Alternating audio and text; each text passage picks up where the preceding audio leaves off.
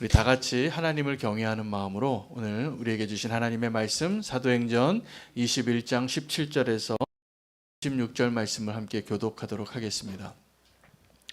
예루살렘에 이르니 형제들이 우리를 기꺼이 영접하거늘 그 이튿날 바울이 우리와 함께 야고보에게로 들어가니 장로들도 다 있더라.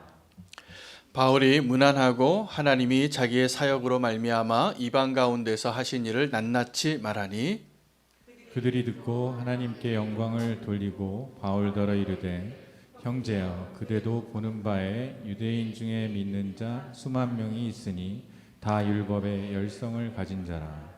내가 이방에 있는 모든 유대인을 가르치되 모세를 배반하고 아들들에게 할례를 행하지 말고 또 관습을 지키지 말라 한다 함을 그들이 들었도다. 그러면 어찌하였고 그들이 필연 그대가 온 곳을 들으리니 우리가 말하는 이대로 하라. 서원한 네 사람이 우리에게 있으니 그들을 데리고 함께 결례를 행하고 그들을 위하여 비용을 내어 머리를 깎게 하라. 그러면 모든 사람이 그대에 대하여 들은 것이 사실이 아니고 그대도 율법을 지켜 행하는 줄로 알 것이라.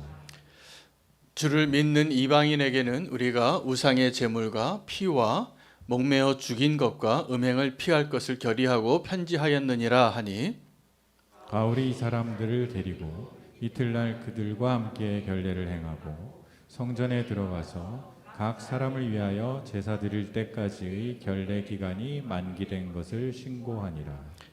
그 이래가 거의 참에 아시아로부터 온 유대인들이 성전에서 바울을 보고 모든 무리를 충동하여 그를 붙잡고 외치되 이스라엘 사람들아 도우라. 이 사람은 각처에서 우리 백성과 율법과 이곳을 비방하여 모든 사람을 가르치는 그 자인데 또 헬라인을 데리고 성전에 들어가서 이 거룩한 곳을 더럽혔다 하니 이는 그들이 전에 에베소 사람 드로비모가 바울과 함께 시내에 있음을 보고 바울이 그를 성전에 데리고 들어간 줄로 생각함이러라. 온 성이 소동하여 백성이 달려와 모여 바울을 잡아 성전 밖으로 끌고 나가니 문들이 곧 닫히더라.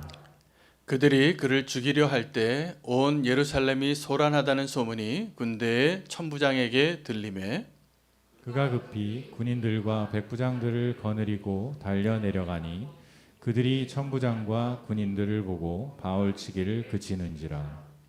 이에 천부장이 가까이 가서 바울을 잡아 두 쇠사슬로 결박하라 명하고 그가 누구이며 그가 무슨 일을 하였느냐 물으니 무리 가운데서 어떤 이는 이런 말로 어떤 이는 저런 말로 소리치거늘 천부장이 소동으로 말미암아 진상을 알 수 없어 그를 영내로 데려가라 명하니라. 바울이 층대에 이를 때에 무리의 폭행으로 말미암아 군사들에게 들려가니 함께 읽겠습니다. 이는 백성의 무리가 그를 없이 하고자 외치며 따라가미러라. 아멘. 하나님의 말씀입니다. 오늘 드디어 바울이 예루살렘에 들어갔습니다. 들어가는데 예루살렘에 들어가기 전까지 바울의 3차 전도 여행의 후반부는 그가 가는 성마다 성령님께서 주의 형제들에게 또 예언자들에게 예루살렘에 들어가지 말라. 예루살렘에 들어가면 네가 결박과 환난이 있을 것이라 반복해서 알려주었지만 바울의 열심을 막을 수 없었습니다. 그래서 바울이 형제들이 그렇게 울면서 바닷가에서 무릎 꿇고 기도하고 또 에베소 장로들과 그렇게 눈물겨운 작별을 하고 또 계속 그 마음을 아프게 해서 눈물 흘리게 하는 그 사랑하는 지체들을 다 떠나보내면서까지 바울이 예루살렘에 들어가게 됩니다. 여러분, 우리는 하나님께서 우리에게 주신 사명이 있고 그 믿음의 길을 가야 할 그때 이 바울과 같이 끝까지 그 길을 가지 못할 때가 너무나 많았습니다. 그래서 우리는 중도에 포기하거나 아니면 다른 길로 빠지거나 아니면 미혹되어지거나 우리 실패와 허점 투성이에요. 우리의 삶을 돌아보면. 그래서 바울과 같은 사람을 보면 정말 부럽기도 합니다. 저도 사역자로서 바울처럼 끝까지 그 목표를 향하여 그 부르심을 향하여 그 표대를 향하여 흔들림 없이 예수님 만난 이후에 그의 삶이 흔들림이 없습니다. 정말 대단한 열심이죠. 이 바울이 이전에도 열심이 많았던 사람이었습니다. 여러 자기보다 나이가 많은 사람들보다도 이 하나님의 율법에 대해서 열심히 많았기 때문에, 특심하였기 때문에 이 예수 믿는 사람들 잡으러 다니고 또 허가증 받아서 누구든지 잡아서 옥에 넣을 수 있는 권한까지 받아서 다메섹에 가다가 예수님 만나고 바뀌었는데 그의 열심은 바뀌지 않습니다. 그의 기질이 대단합니다. 그래서 그가 방향이 바뀌었지만 여전히 그 열심으로, 이전에는 예수 믿는 사람을 핍박하던 자의 열심이었지만 이제는 예수 믿는 것을 전하는, 그래서 예수 그리스도의 십자가와 부활을 전하는 자의 열심으로 가는데 그 누구도 막을 수 없을 것 같습니다. 심지어는 성령님까지.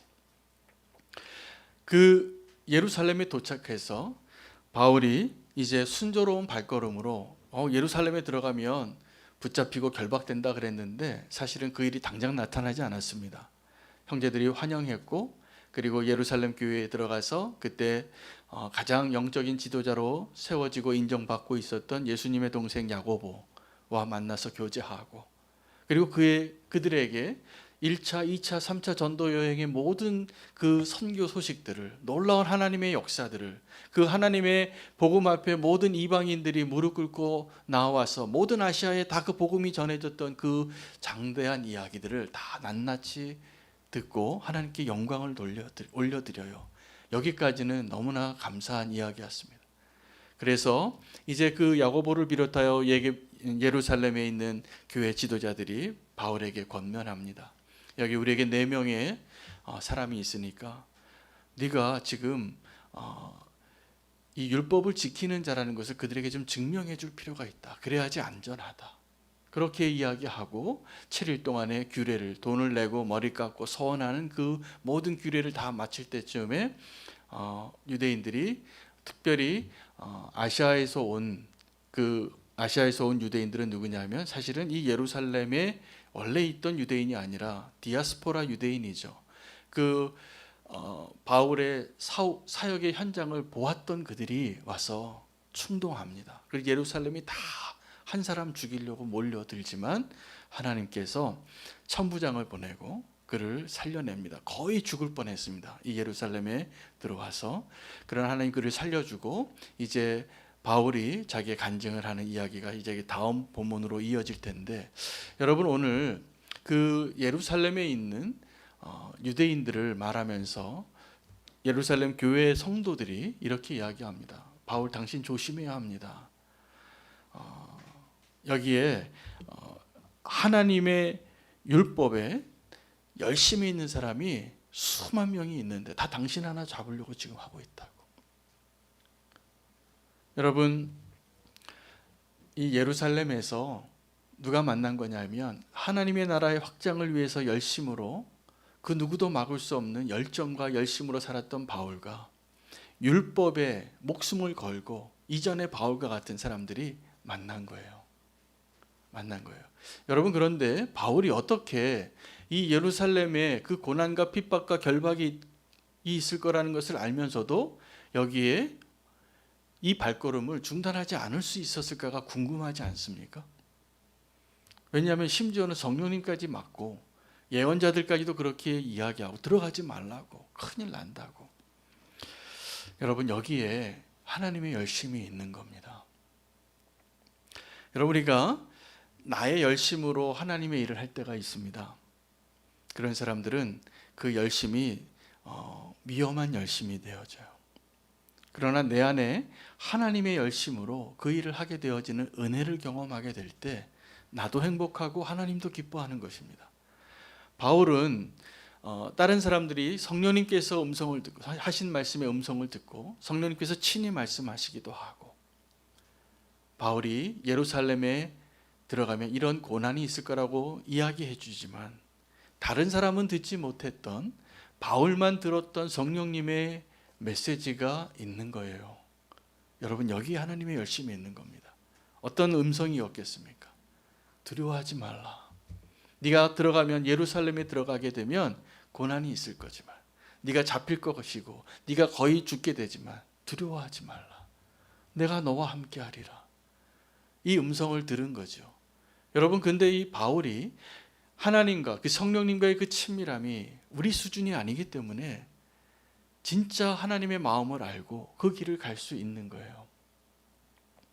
여러분, 이 바울이 이전에 율법의 열심이었을 때, 예수 믿는 사람들을 잡으러 다닐 때 그 열심은 자기의 열심이었고 율법의 열심이고 율법을 안 지키는 자들을 잡으려고 쫓아가는 열심이었고, 이제 이 복음을 전하는 그 바울의 열심은 대단하지만 그 열심이 자기의 열심이 아니라 그 안에서 친밀하게 역사하시고, 다른 사람들은 알지 못하지만 나와 하나님만 알고 있는 그 하나님의 음성을 듣고 한 걸음 한 걸음씩 나아가는 바울이었기에 그 길을 갈 수 있었던 것을 우리가 기억해야 합니다. 그런데 여전히 이 바울이 이제 어려움을 당하게 되는 이유가 오해 때문이에요. 바울이 거의 죽을 지경에 도달하게 되는 이유가, 사람들이, 이 율법에 열심히 있는 사람들이 바울을 오해했습니다. 어떻게 오해했냐면, 첫 번째, 그가 율법을 지키지 않는 자라고 오해했어요. 그래서 그 아시아에서 온 유대인들이 바울이 가리키는 걸 봤더니 율법 다 지키지 않아도 된다고 하더라. 너희가 다 복음 안에서 진리로 자유한 자가 되니까 이제 돼지고기 막 먹어도 된다고 하더라. 이제 막 이런 얘기들을 하고 안식일 안 지켜도 된다고 하더라.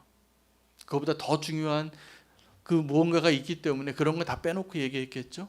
그런데 모세의 율법을 가르쳐 주지 않아, 그것을 다 파괴하고 우리가 믿는 이 전통 양식을 다 파괴하는 위험한 사람이다라고 이야기한 것입니다. 그 이야기만 들으면 바울이 어떠한 사람입니까? 정말 위험한 사람이죠. 하나님의 율법을 다 어기는 사람이니까 이단 중에 이단이죠. 죽이고 싶은 사람이 되는 것입니다. 또 하나는, 길거리에 가다가 예루살렘 길거리에서 드로비머라는 에베소 사람과 함께 만나서 지나갔는데 그 사람들이 오해했어요. 이 바울이 이 드로비머를 성전에 데리고 들어갔다. 이방인을 같이 데리고 들어가서, 그 성전에 아무나 들어갈 수 없는데 이방인의 뜰이 있어요. 거기까지만, 성전 뜰까지만 들어가는 거고 성소 안에 들어갈 수가 없는데 거기까지 들어갔더라 라고 오해를 받은 것이죠. 둘 다 오해였습니다.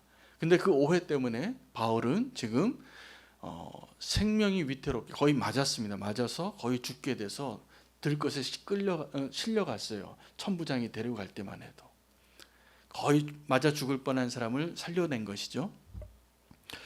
그렇게 오해를 받음으로 바울이 생명의 목숨까지 잃어버리는 그러한 위기에 처하게 되는데, 여러분 혹시 오해받아 보신 적 있습니까? 엄청 억울하죠. 네, 저도 오해받아 본 적이 적지 않습니다. 당장 찾아가서 해명하고 싶고, 이건 내가 한 게 아니라고, 내가 사실은 이게 아니라고 다 찾아가서 좀 확인하고 설명을 막 다 하고 싶은데 그게 잘 안 돼요.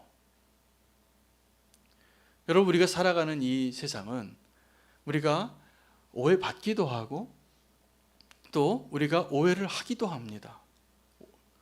진실하고 거리가 먼 거짓의 이야기에 우리가 다 소문 듣고 살고, 가짜 뉴스에 괜히 사람들이 와 거렸다가 또 다시 반대편에 갔다가 왔다 갔다 하는 그러한 모습들을 보고 있잖아요.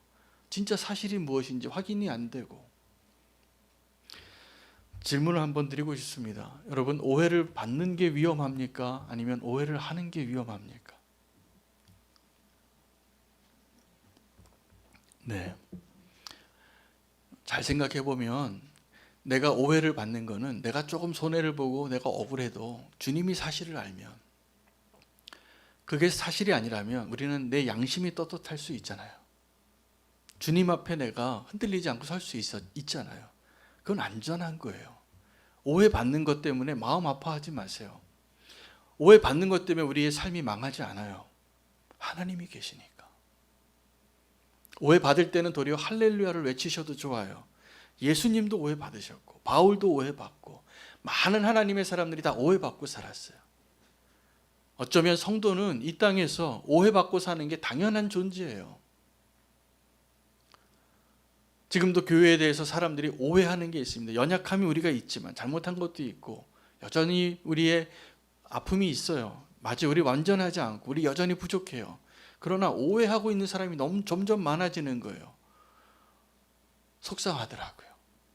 그러나 괜찮아요. 그것 때문에 우리 망하지 않아요. 정말 위험한 건 우리가 누군가를 오해할 때입니다. 이걸 주의하셔야 돼요. 내가 누군가를 오해하는 일이 얼마나 무서운 일인가. 물론 사람들 중에는 내가 오해를 받거나 오해를 하는 정도가 아니라 거짓말하는 사람이 있고 이간질하는 사람이 있어요. 그건 하나님이 다 아십니다. 그 사람을 하나님이 다루세요. 나중에는 거짓말을 거짓말로 또 이야기하고 여기서 이야기와 여기서 이야기 다르게 이야기하는 사람들은 조심하셔야 돼요. 하나님이 다 아세요. 그러나 그것 때문에 우리가 막 해명할 필요도 없어요. 중요한 건 내가 그 진실 안에 서 있는 거예요. 여러분, 이거 허락 안 받고 이 간증을 해도 될지 모르겠지만 저희 딸이 셋인데 막내딸이 얼마 전에 페이스북에서 어떤 사기꾼한테 무슨 상품을 무료로 준다고 하는 그 말에 속아서 카카오톡 계좌 그 어드레스하고 비밀번호를 알려줘 버린 거예요. 그거 가지고 어떻게 악용될 수 있잖아요. 비밀번호까지 다 알려줬으니까 큰일 났더라고요. 그래서 얘를 막 다그쳤어요. 너 왜 바보같이 왜 그랬냐. 그랬더니 얘가 울면서 하는 얘기가 그 아저씨를 믿은 거예요. 근데 그 아저씨는 카톡으로 페이스북에서 얘기한 걸 제가 보고서 내가 웃음이 나왔어요. 그 사기치는 사람한테 이렇게 얘기하더라고요. 아저씨 이거 사기 아니죠? 그리고 알려줬더라고요. 이거 사기 아니죠? 그러면서 알려줬더라고요. 여러분 저 이제 큰일 났습니다. 이제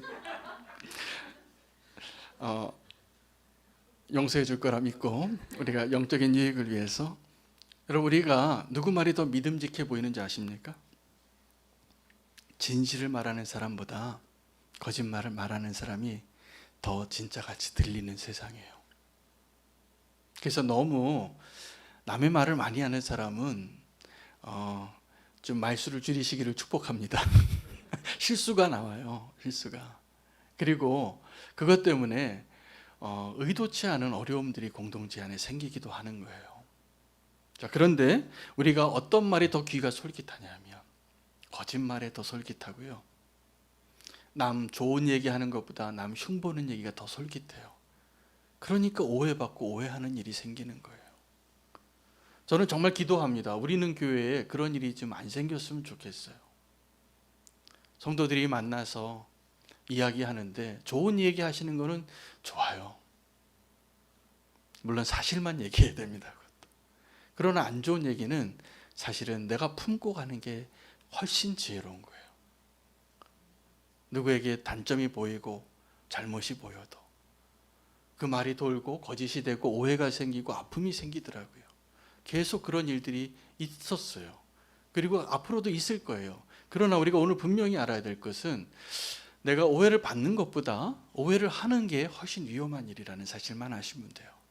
내가 오해 받을 때는 속상해도 괜찮아요. 예수님도 오해 받으셨는데 주님과 친해지는 기회예요. 내가 오해 받으면 할렐루야 하십시오. 내가 오해 받으면 하나님 나 오늘 오해 받았어요. 저 사람이 나를 이렇게 얘기해요. 내가 한 말도 아닌데 내가 했다고 얘기해요. 내가 하지도 않은 걸 했다고 얘기해요. 괜찮아요. 그게 사실이 아니면. 그러나 내가 누군가를 오해하고 있다면 이건 두려워해야 할 일이에요. 이 바울이 그 오해 때문에 결국은 어려움을 당하는데 그 오해를 만들어내는 사람이 하나님의 율법에 열심히 있었던 사람인데 그의 눈에는 바울이 이미 문제가 있는 사람으로 결론을 내렸어요.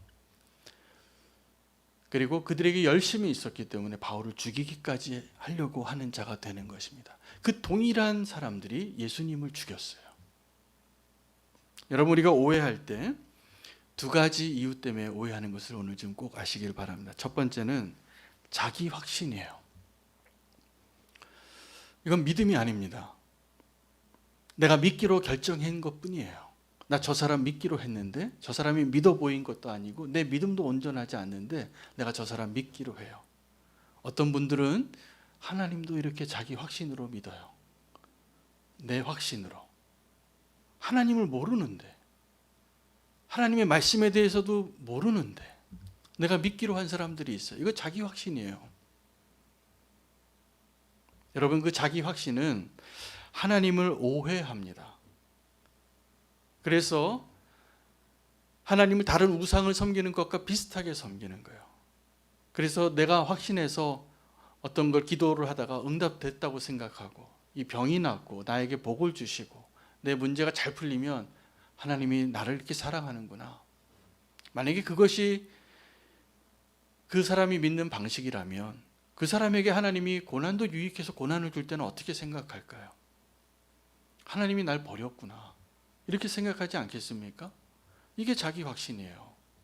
믿음은 나의 근거로, 나의 감정과 나의 기준으로 근거해서 믿는 것이 아니라 하나님의 말씀과 하나님의 언약과 하나님의 성품과 하나님의 존재를 통해서 하나님이 나에게 약속하신 것들을 믿는 것이에요.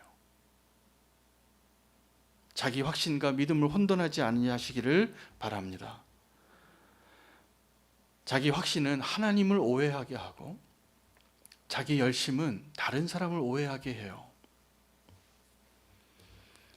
여러분, 자기 열심이 있을수록 누구에게 집중하게 되냐면 나에게 집중하게 됩니다. 마리아와 마르다가 예수님이 그녀들의 집에 들어갔을 때 마리아는 열심히 일을 했고 마리아는 뺀질뺀질하게 예수님 앞에 앉아 있었어요. 고개 받쳐들고. 자, 마리아는 열심히 예수님만 혼자 온 게 아닙니다. 그날 예수님의 제자들까지 다 같이 왔어요. 큰 손님이 온 거죠. 할 일이 얼마나 많겠어요. 밥도 하고 설거지도 하고 청소도 해야 하고 열심히 일을 했죠. 그 열심히 일을 하는 사람 앞에 항상 보이는 사람이 누군지 아십니까? 열심히 일 안 하는 사람이에요. 예, 오늘 끄덕인 사람은 다 열심히 일해본 사람이에요. 여러분, 열심히 일할 때 열심히 일하는 사람이 어떻게 느껴집니까? 미워요. 그래서 마르다가 예수님에게 자기가 칭찬받고 인정받을 거라는 확신을 가지고 예수님, 저 마리아 좀 보세요. 나는 이렇게 바쁜데 예수님이 좀 말씀해 주셔서 나를 좀 도와주라고 하라고. 근데 예수님이 그 열심히 나를 섬겨주는 마르다를 칭찬한 게 아니라 마리아를 칭찬했어요.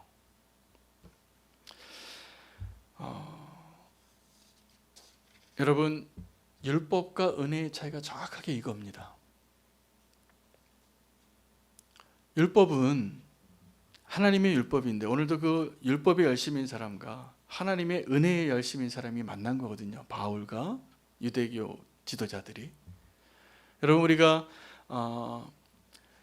율법의 열심을 낼 때 그게 힘듭니다. 율법에 있는 것들을 다 지키는 게 권리 포기도 필요해요. 심지어는 내가 율법 지키기 위해서, 내가 율법을 온전히 지키기 위해서 나의 즐거움을 포기하잖아요. 금식도 하고 가지 않아야 될 때 가지 않고 영화도 안 보고 또 맛있는 것도 안 먹고 술도 안 마시고 담배도 안 피고 뭐 음란한 짓도 하지 않고 내가 다 거룩하게 살면서 얼마나 그 희생을 하면서 대가를 지불하면서 율법을 지키겠어요.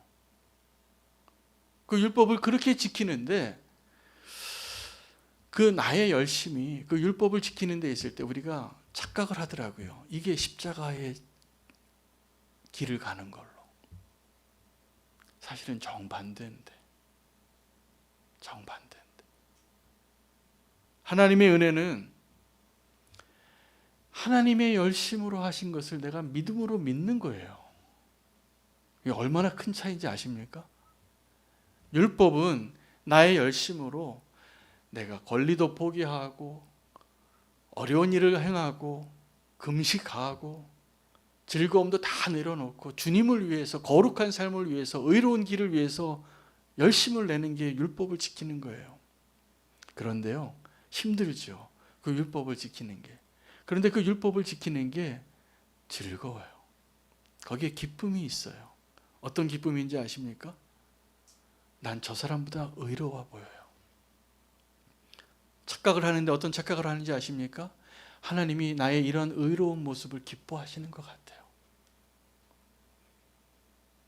하나님이 나의 기도하는 모습을 기뻐하고, 하나님이 내가 이렇게 말씀을 통독하고 있는 모습을 기뻐하고, 하나님이 이렇게 내가 구제하는 것을 기뻐하고, 내가 이렇게 여러 사람을 돕고 희생하고 율법을 온전히 지키고 세상에 따라서 탕자와 같이 살지 않고 이렇게 주님을 위하여 사는, 그것을 위해서 내가 이렇게 열심히 노력을 하고 있는 이 모습을 하나님이 기뻐하실 거라고 착각해요.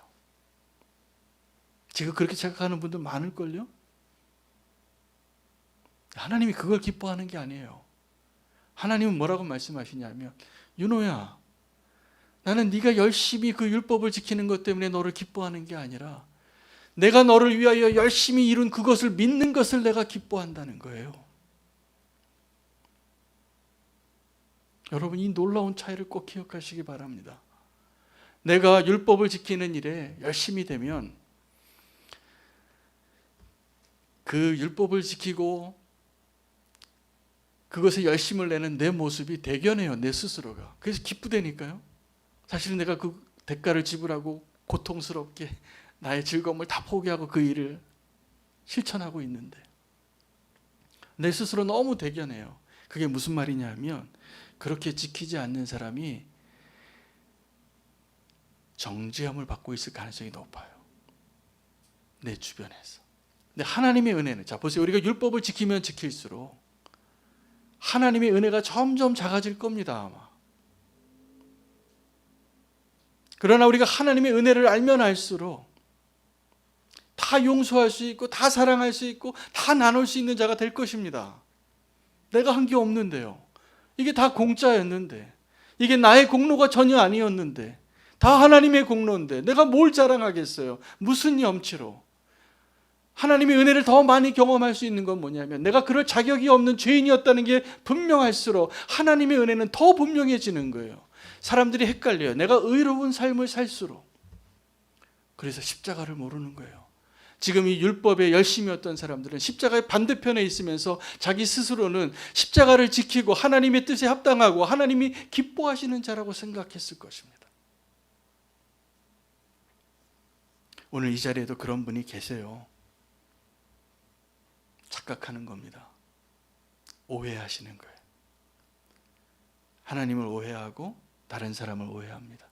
나의 확신과 나의 열심으로 살지 마십시오. 그래서 불행해지는 걸 제가 못 보겠어요. 오직 하나님의 은혜로. 여러분, 우리가 구원을 받았는데 내가 착하기 때문이 아니에요. 내가 오늘 사형 선고를 받는 그 사람보다 의롭기 때문에 구원받은 게 아닌 게 분명해져야 돼요. 그래야 그 구원이 온전해요. 거기에 내 공로가 조금이라도 들어가고 내 자격이 조금이라도 스며들고, 그 구원이라고 믿는 그것은 착각이고 오해라니까요. 바울이 그것 때문에 율법과 싸웠던 거예요. 그 위험 때문에. 갈라디아서를 보세요. 로마서를 보고 바울이 주장하는 바가 뭔가. 그렇게 힘있게, 저도 지금 사실 오늘 할 수만 있다면 더 목에 핏줄이 올라올 정도로 얘기하고 싶어요. 이 너무나 중요하기 때문에. 우리가 구원받은 그 구원에 나의 공로와 나의 자격과 나의 의로움과 내가 열심으로 한 그것 때문에 구원을 받는다고 1%라도 생각하면 여러분은 위험한 사람이에요. 그 구원을 잃어버릴 수가 있어요. 그 1% 때문에. 나의 공로가 하나도 없이 온전히 예수 그리스도의 십자가의 보혈로 내 죄가 씻어지지 않으면 안 되는 것이 사실이거든요. 그런데 우리가 그 진리에서 자꾸 벗어나는 거예요. 언제요? 내가 열심히 생길수록. 바울과 그 유대인의 그 만남이 이 두 가지 열심히 부딪힌 장면이에요. 바울은 위태로웠지만 그가 담대히 그 길을 갈 수 있었던 것은 하나님의 열심 때문이었어요. 바울이 그걸 믿었어요. 나를 구원하시고 나를 구속하시고 나를 도우시고 내가 오늘 죽어도 상관없는 이유는 하나님의 열심 때문이에요. 여러분에게 그 믿음 있습니까? 그거 분명해야 되잖아요. 그게 분명하지 않으면 정말 위태로운 분이에요. 내가 믿음이 아니라 자기 확신이에요. 그 자기 확신으로 구원받았다고 착각하고 살아가는 것을 저는 안타깝게 생각하기 때문에 지금 조금 목소리를 높였어요. 여러분, 하나님께서 우리에게 필요한 것은 다 하나님이 공짜로 주신 거 아십니까? 지금 우리가 마시고 있는 물, 공기, 서 있는 땅, 우리가 바라보는 빛, 우리가 만약 어둠 가운데 살면 어떻겠어요? 이거 한번 돈으로 환산해 보세요. 내가 지은 죄를, 죄값을 치러야 된다면, 만약에 그 빚을 갚아야 된다면 얼마나 일을 해서 그것을 갚겠어요? 얼마나 감옥에 들어가 있으면 그것이 값을 치르는 것이 되겠어요? 우리가 할 수 없는 거거든요. 여기에 나의 노력과 나의 공로가 들어가면 여러분, 그 구원은 흔들리는 겁니다. 저는 열심으로 살았던 바울과 또 율법에 열심이어서 바울을 죽이려고 했던 그 두 사람의, 그 두 부류의 사람이 만나는 그 가운데, 여러분, 오늘 우리가 꼭 발견해야 될 것이 하나님의 열심은 보이지 않아요. 율법의 열심이 있든지 아니면 복음의 열심이 있든지 우리 사람의 열심은 아주 드러납니다. 우리 똑같이 믿음의 삶을 살아도 어떤 분들은 성실하고 열심히 있고 정말 신뢰가 갈 만큼 그러한 모습으로 살아가는 분들이 계세요. 게으르고 무책임한 사람들보다 훨씬 낫죠. 그러나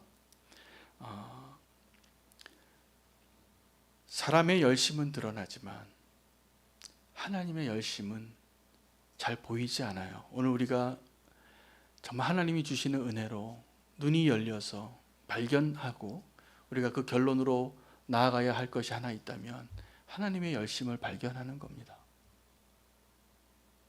여러분, 바울이 사람이 바뀌어서 그의 기질은 열정적인 사람이고 열심인 사람이었어요. 그러나 그 바울이 끝까지 그 반대편 방향으로도 열심히 살 수 있었던 것은 자기의 열심이 아니라 바울 안에 역사하시는 성령님의 열심이에요. 저는 그런 사람 되고 싶습니다. 내 안에 하나님의 열심이 드러나는, 그래서 포기하지 아니하는, 저 예루살렘으로 가면 죽을 거라고 말하는데도 다른 사람이 듣지 못하는 하나님의 음성을 듣고 그 예수님의 윙크를 받고 그 성령님의 손길을 경험한 거예요. 하나님의 열심이죠. 그러면 그 사람은 세상이 감당할 수 없는 사람이 됩니다. 왜요? 나의 열심. 바울이 예루살렘에 들어가면서도 내가 왕년에 한 공부했어, 내가 왕년에 한 주목했어, 이거 믿고 갔을까요? 천만에요. 바울은 나에게 찾아오셔서 나에게 그 복음을 말씀해 주시고 내가 만났던 그 예수 그리스도의 열심을, 하나님의 열심을 경험한 사람이에요. 여러분, 은혜는, 모든 은혜는 하나님의 열심의 결과입니다. 하나님이 지금도 일하고 계세요. 지금도 믿고 계시고 우리를 도와주고 계시고 그 하나님의 열심으로 사는 자가 되시기를 축복합니다. 우리가 꼭 기억해야 할 것은 율법이 복음인 줄 알고 잘못 생각하고 착각하는 사람이 많기 때문에 오늘 이 말씀이 다시 한번 너무나 중요해요. 내가 율법을 지키는 것, 내가 다른 사람보다 기도 많이 하고 헌금 많이 하고 주일 성수 많이 하고 직분이 있고, 이게 구원의 근거가 되지 않습니다. 절대로. 하나님의 은혜로, 그 하나님의 열심이 그 일을 이루시는 것이 되어지도록 나의 삶 가운데 주님을 초청하시기 바랍니다. 그리고 그 하나님의 열심으로 내가 오늘 살 수 있는 자가 되시기를 축복합니다. 바울은 그 하나님의 열심의 증인이었고 그가 포기할 수 없는 그 길을 가는 이유예요. 친밀한 예수님과의 동행이 이것을 가능하게 합니다. 오늘 주님께서 다시 한번 저와 여러분을 그 십자가 앞으로 인도하셨으면 좋겠어요. 지금까지 내가 붙잡고 열심히 했던 그 열심이 정말 하나님의 열심이었는가, 아니면 나의 열심이었는가 확인해 보시기 바랍니다. 오늘 정확하게 분별하여서 나의 열심이 아니라 하나님의 열심, 그래서 하나님의 은혜로 구원이 더 분명해지고 오늘 나의 기쁨이 더 충만해진 그런 놀라운 축복을 오늘 누리기를 축복합니다. 기도하겠습니다. 주님, 힘든 세상이어서 너무나 열심히 살았습니다. 믿음도 그렇게 열심히 지켰습니다. 그러나 여전히 나의 열심으로 그 율법을 지키고 나의 의를 드러내는 것으로 그것이 나의 믿음이라고 착각하고 자기 확신을 믿음으로 혼돈하고 살아왔음을 고백합니다. 주님, 지금도 내가 오해받는 일에는 너무나 마음 아파하면서 내가 누군가를 너무나 쉽게 오해하고 있다는 사실을 인정하지 못할 때가 많았습니다. 하나님, 나의 확신과 나의 열심에서 떠나서 오늘도 나를 포기하지 아니하시는 그 하나님의 사랑과 은혜 앞에 서게 해주셔서 하나님의 열심이 나의 기쁨이 되고 나의 소망이 되어지고 내가 찬양하는 유일한 이유가 되게 해주시옵소서. 주님만을 의지하며 고백하며 예수님의 이름으로 기도합니다.